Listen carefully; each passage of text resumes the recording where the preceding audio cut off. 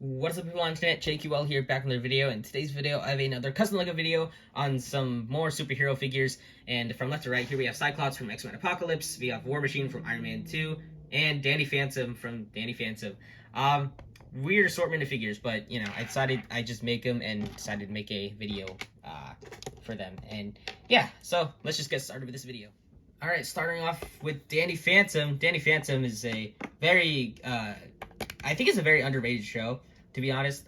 You know, obviously, you know, it has its kid features and stuff like that, but I really enjoy it. I just recently rewatched all 3 seasons, and it was better than I remember, to be honest. And yeah, so, the reason why I never made a Danny Phantom in the past is because the hairpiece was always a pain in the ass to make, because I had to translate 2D to 3D, and, you know, with anime figures, it's not a big deal because, people make figures of it and stuff like that, and, you know, it's just this, like, the way, Danny Phantom is designed, like, his art style, it just looks weird 3D, but I think I did an okay job, you know, making his hairpiece. So, yeah, I painted it in a light gray, and then highlight, with, you know, some white paint, and the face is fully painted, and I think it turned out pretty good. So yeah, I gave him some Lego stud pieces for his ghost powers, but removing those. The rest of the figure is really simple. I just painted the torso. It's just paint, really. Just painted all the details on there. So yeah, that's pretty much it for Danny Phantom. Really not much else to talk about. All right, here we have Cyclops from X-Men Apocalypse. I almost forgot what he was from for a second. I recently been watching some X-Men stuff, like X-Men Evolution, X-Men Wolverine and the X-Men. Those shows I rewatched, and I had a falling out with X-Men, to be honest, because the recent movies haven't been so great, and they just, you know, haven't been living up to, you know, the potential of X-Men. So that's why I kind of stopped liking X-Men for a while. But eventually I rewatched the shows that were actually good, and yeah, they reignited my love for X-Men. So I decided to make a design from a movie I don't even care about.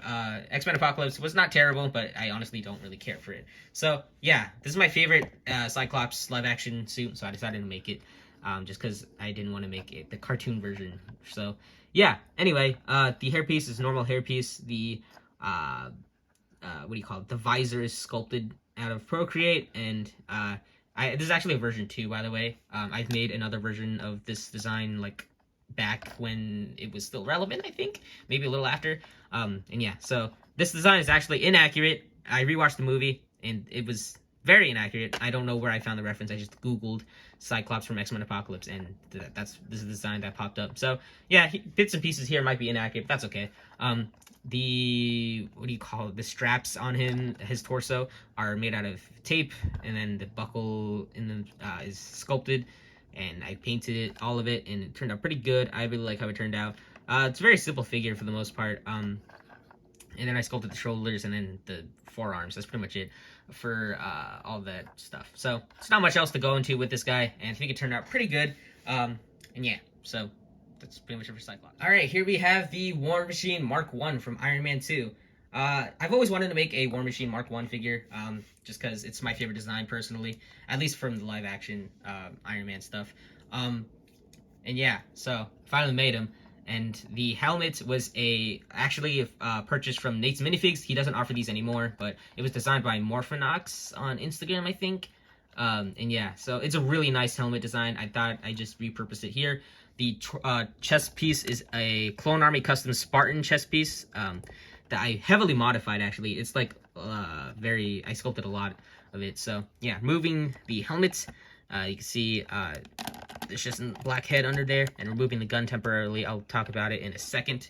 And then you can see I will remove the torso if it'll, oh no, remove the entirety of the torso.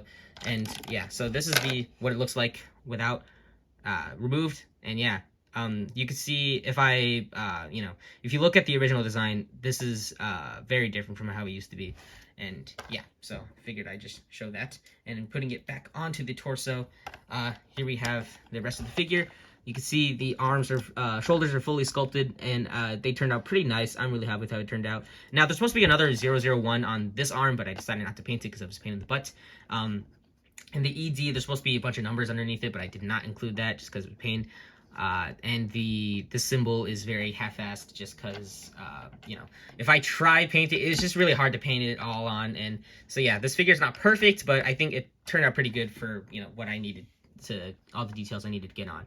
And the arm guns, I guess we'll call them, are made out of, like, Lego pieces that I just cut to shape and then glued on. If I, oh, crap, dropped them.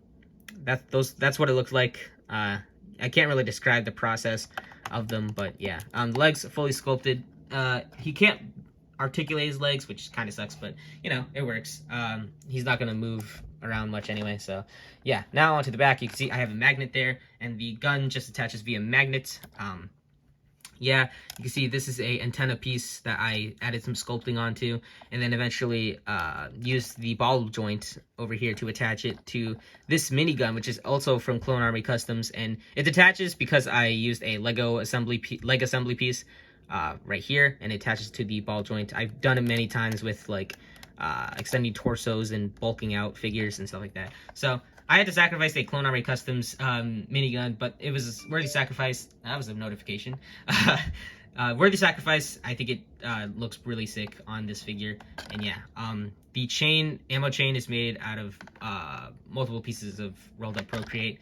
And yeah, it was a pain in the butt. It's not exactly accurate. It's supposed to go like all the way into like the back at here, I think, but I didn't want to do that. It was a pain in the butt to, you know, make it the way it looks. So yeah, that's pretty much it for War Machine. I know I really rushed talking about him, but I'm trying not to spend too much time talking about these figures. So anyway, that's pretty much it for War Machine. One of my favorite figures, to be honest, and I'm really glad I finally made him. Thank you guys so much for watching this video. I hope you guys enjoyed it. If you did, make sure to give this video a like. And if you like what you see here and you want to see more custom minifigures made by me, make sure to subscribe to my channel if you have not already, so you'll be notified for my next video whenever that comes out. And yeah, I do post these figures over on my Instagram when I finish them before I post them here. So if you want to check that out, link in the description below. I do post work in progress photos over there too. So if you are curious to see how I make my figures and, you know, what the process is kind of like, you can check that out over there. So anyway, that's pretty much it for this video. Thank you guys once again so much for watching, and I'll see you guys in the next video, whenever or whatever video that'll be, and I'll see you guys next time.